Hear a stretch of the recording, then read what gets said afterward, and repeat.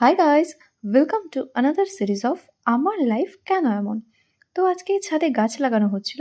আমার মা সকাল সকাল বসে পড়েছিল গাছের পরিচর্যা করার জন্য। আর এখানে একটা স্পেশাল গাছ ছিল, যেটা আমি পরে বলছি আপনাদেরকে, সেটারও একটা মহান গল্প আছে। তো প্রথমে আমি বলে নিই, হাই, আমি দিয়া। এটা আমার প্রথম ভিডিও। তো আমার ভিডিও যদি আপনাদের ভালো লেগে থাকে, তাহলে আপনারা তো জানেনই আপনাদের কি করতে হবে। তো আপনারা সেটা ছটপট করে দিন, সাবস্ক্রাইব। বাই দ্য ওয়ে, আমি এখানে মাকে হেল্প কম, ভিডিও বেশি করছিলাম।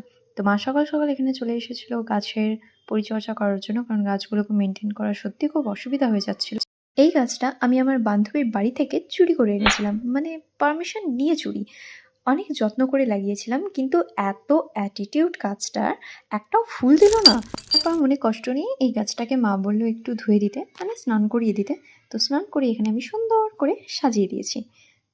তারপর নিচ থেকে এই ফুলদানিটা নিয়ে এসে অ্যাওয়ার্ড পাওয়ার অ্যাক্টিং শুরু করে দিলাম, কারণ কাজ তো আমার দ্বারা হয় না।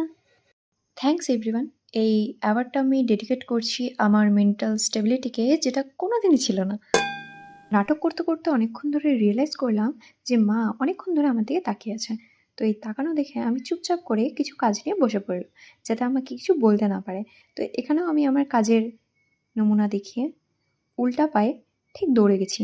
তারপর ছাদের এই অবস্থা দেখে মনে হলো এখানে ক্লিয়ার করতে গেলে আমারই আফটার বিফোর হয়ে যাবে, তাই রেসপন্সিবল মানুষের মতো সেখান থেকে পালিয়ে গেলাম। তারপর ভদ্র বাচ্চার মতো চুপচাপ চলে গেলাম মন্দিরে পুজো দিতে। এখানে এসে আমার ছোট্ট গপুকে খাওয়িয়ে সেখানে আমি পুজো দিতে শুরু করলাম। আর ভগবানের কাছে একটাই জিনিস চাচ্ছিলাম, যে লাইফটা যাতে একটু স্টেবল করে দেয়। তারপর অনেকক্ষণ হয়ে যাওয়ার পর মার চিল্লানি শুনে চুপচাপ চলে গেলাম রান্নাঘরে খেতে। তারপর আজকে ছিল এটা আমার লাঞ্চ। আর খাওয়ার পর বিছানা আর আমি এক হয়ে গেলাম। এখন শুয়ে বসে থাকাই আমার ফুল টাইম প্রফেশন। তারপর অনেক কিছু কাজ করে দিলাম। হ্যাঁ, আমি সেই বান্ধবীর থেকে একটা ক্লিপও চুরি করে এনেছিলাম, আর সেটা নিয়ে ইনোসেন্ট বাচ্চার মতো খেলছিলাম। কিন্তু ভাগ্যটা এতটাই সিনেম্যাটিক, একটা ক্লিপ সামহাও ওর কাছে চলে গেছে।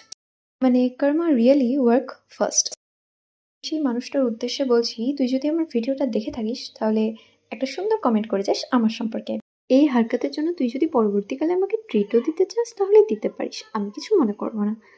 তো আজকের জন্য এইটুকুই। বাই।